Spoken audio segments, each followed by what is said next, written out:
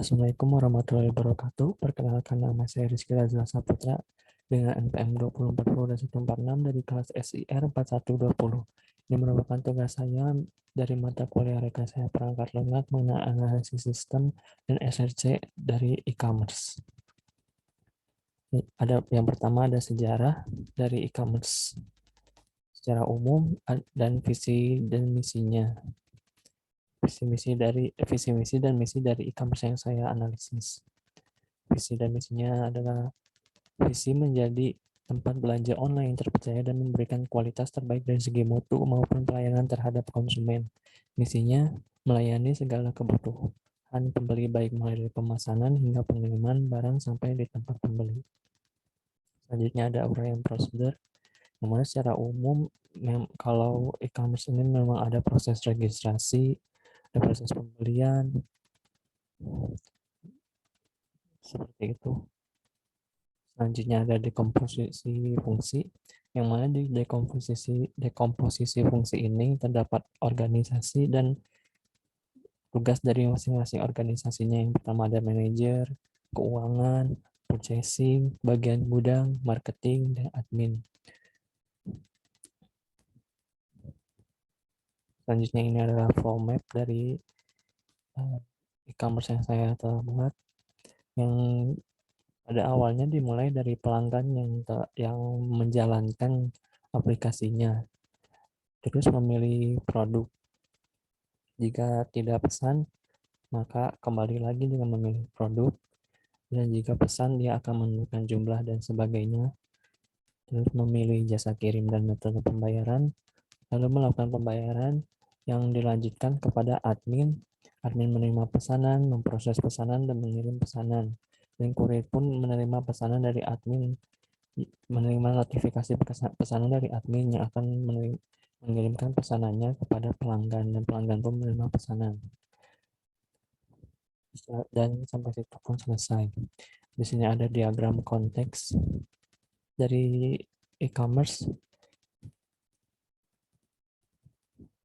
Jadi dari sistem itu bisa mengirim dan menerima dan return lagi dari setiap objek yang ada di sini. Misalnya dari jasa kirim, sistem itu memberi data no resi, dan jasa kirim itu return ke sistem informasi dengan memberikan status no resinya, dan begitu dengan objek yang lainnya.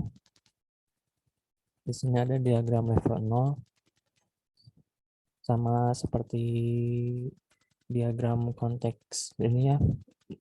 Jadi ini adalah hubungan antara registrasi, pembelian, pengiriman, dan laporan kepada tiap-tiap objek yang ada. Ini deskripsi umum. Ada identifikasi dan kegunaan. Perangkat lunak yang dikembangkan adalah perangkat lunak e-commerce, yaitu perangkat lunak yang digunakan untuk melihat, mencari, membeli suatu barang.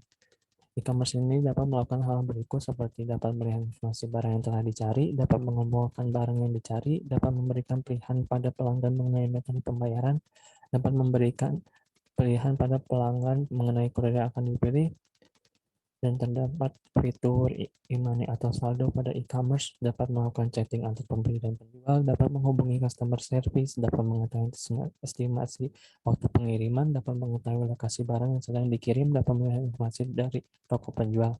Dan berikut pun ada fungsi dari e-commerce ini ya. Yang pertama adalah melakukan registrasi, login, pencarian barang, pencarian barang, dan melayani pengguna akan jawaban dan pertanyaan yang perlu diketahui. Di sini ada tingkah laku dari saya. Dan